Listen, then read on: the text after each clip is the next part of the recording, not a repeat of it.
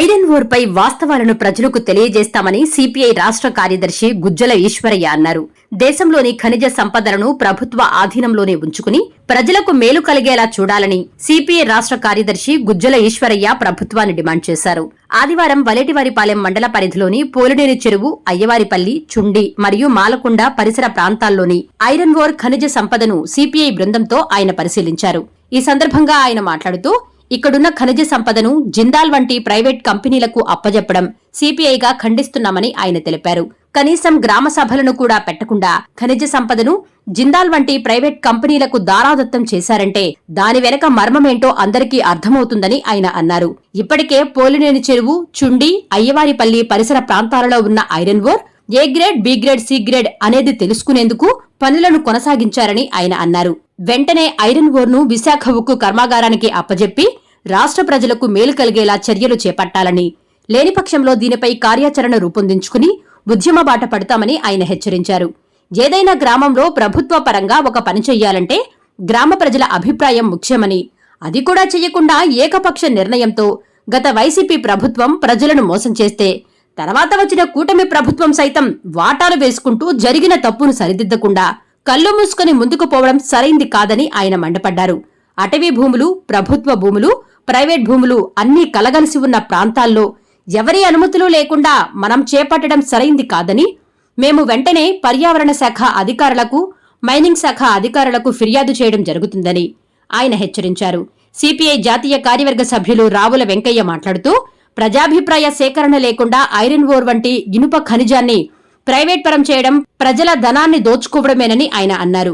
దేశ సంపదను ప్రభుత్వ ఆధీనంలో పెట్టుకుని ప్రజల సంక్షేమానికి వినియోగించాలి తప్ప ప్రైవేట్ పరం చేయడం దుర్మార్గమైన చర్య అని ఆయన అన్నారు.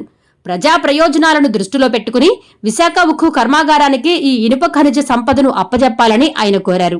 ఈ కార్యక్రమంలో సిపిఐ ప్రకాశం జిల్లా కార్యదర్శి ఆర్ వెంకట్రావు, సిపిఐ నియోజకవర్గ కార్యదర్శి బూసి సురేష్ బాబు, సిపిఐ నాయకులు Y Anand Mohan, K Murali, K Rammurthy, K Muralikrishna తదితరులు పాల్గొన్నారు. కలెక్టర్ గారిని, అదేవిధంగా మైనింగ్ శాఖ అధికారులకు కూడా దీనిపైన మేము కంప్లైంట్ చేసి పర్యావరణ నిబంధనలకు విరుద్ధంగా కూడా ఇక్కడ కొనసాగుతూ ఉంది. కాబట్టి ఎందుకంటే పర్యావరణం అంటే ఇక్కడ అటవీ భూమి ఉంది, అదేవిధంగా ప్రైవేటు భూములు ఉన్నాయి, ప్రభుత్వ భూములు కూడా, అసైన్డ్ భూములు కూడా ఉన్నాయి. కాబట్టి ఇందులో అటవీ భూములకు సంబంధించి అనుమతులు ఉన్నాయా లేదా అనేటువంటి అంశం ఈ ప్రాంత ప్రజానికానికి ఏమాత్రం కూడా తెలియనటువంటి పరిస్థితి ఒకవైపు ఉంది. కాబట్టి దీనిపైన వాస్తవాలు ప్రజలకు తెలియజెప్పడానికి మేము భవిష్యత్ పోరాట కార్యక్రమాన్ని కూడా రూపొందిస్తున్నామని చెప్పేసి తెలియజేస్తున్నాం. ఎక్కడ ఏ పరిశ్రమ వచ్చినా కూడా, ఎక్కడ ఏ ఖనిజ సంపద ఉన్నా కూడా స్థానికంగా ఉన్నటువంటి ఆ గ్రామాల ప్రజలకు ఉపయోగపడే పద్ధతిలో కూడా తీసుకోవాలి.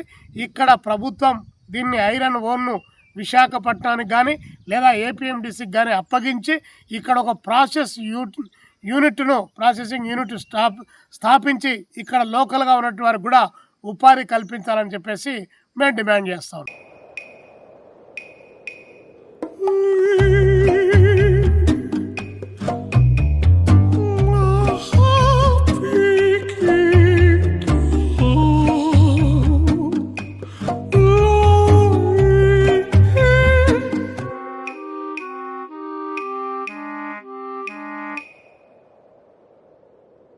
No matter the noise outside, enjoy the quiet inside. With noise cancelling windows from Asahi System Windows.